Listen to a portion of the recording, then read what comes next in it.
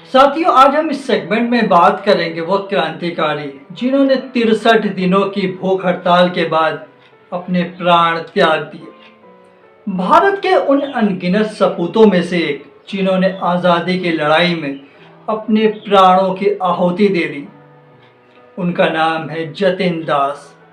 एक ऐसा नाम जिसे इतिहास ने सुनहरे अक्षरों में लिखा है, लेकिन आज भी वह नाम उतना जाना नहीं जाता जितना जाना जाना चाहिए।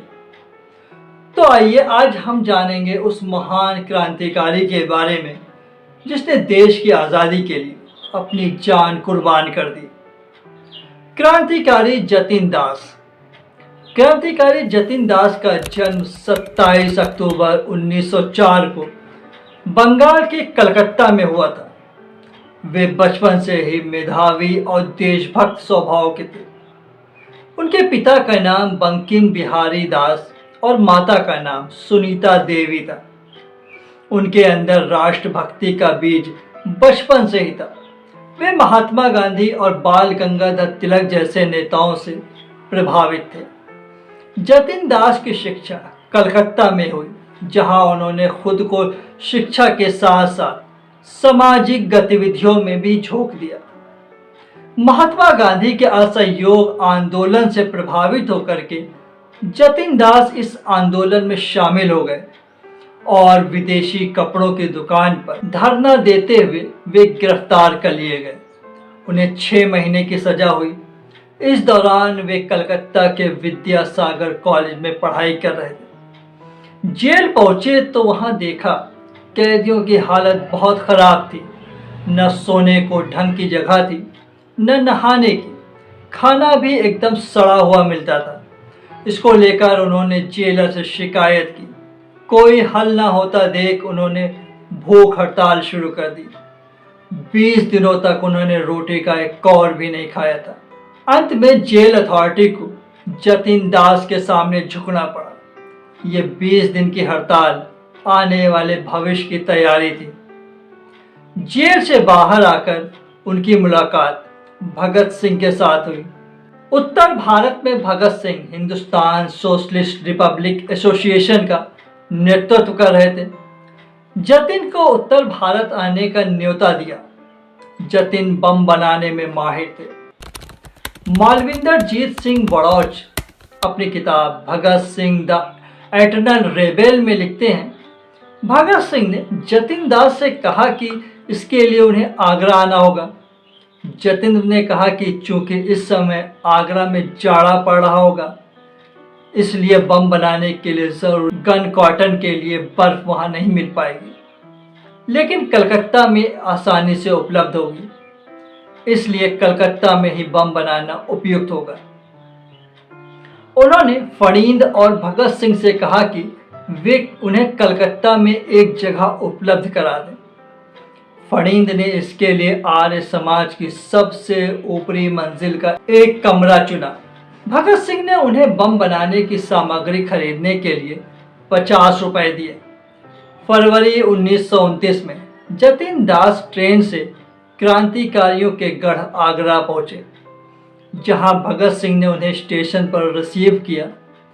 वहां जतिन दास का नया नाम मास्टर जी रखा गया। आगरा में बम बनाने के लिए हींग की मंडी में एक घर किराए पर लिया गया। वहां उन्होंने क्रांतिकारियों के लिए कई बम बनाए।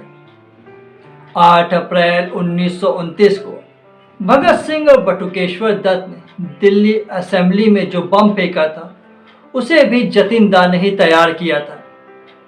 14 जून 1929 में जतिन दा इस मामले में अरेस्ट कर लिए गए। उन्हें लाहौर की जेल में डाल दिया गया। वहां उन्होंने देखा कि अंग्रेज कैदियों को तमाम तरह की सुविधाएं मिल रही थी, लेकिन भारतीय कैदियों के लिए नरक जैसा माहौल था। न कपड़े धुले होते थे, न खाने के बर्तन। किचन एरिया में भी कॉकरोच घूमते रहते थे। दूषित खाना खाकर आए दिन कैदियों की तबीयत खराब होती रहती थी। इसे देखते हुए उन्होंने 13 जुलाई 1929 को भूख हड़ताल शुरू कर दी।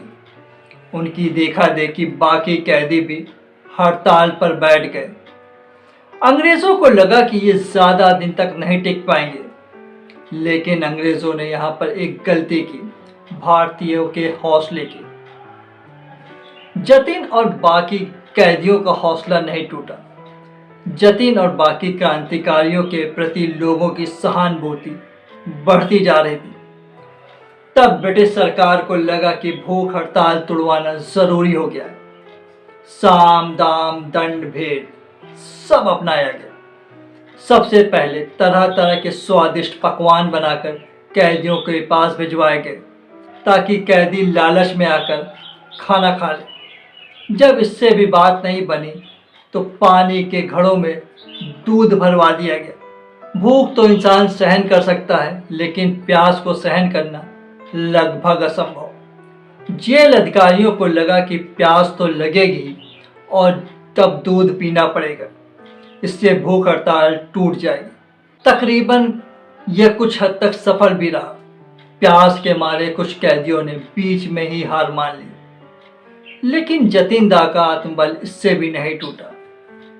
अनशन के 63वें दिन 13 सितंबर 1929 को जतिन को अस्पताल में भर्ती कराया गया, जहां उन्होंने अपनी अंतिम सांस ली और इस दुनिया को अलविदा कह दिया। जतिन दास की मौत ने पूरे देश को झकझोर दिया। उनके पार्थिव शरीर को लाहौर से कलकत्ता लाया गया और पूरे रास्ते में लाखों लोगों ने उनके अंतिम दर्शन किए।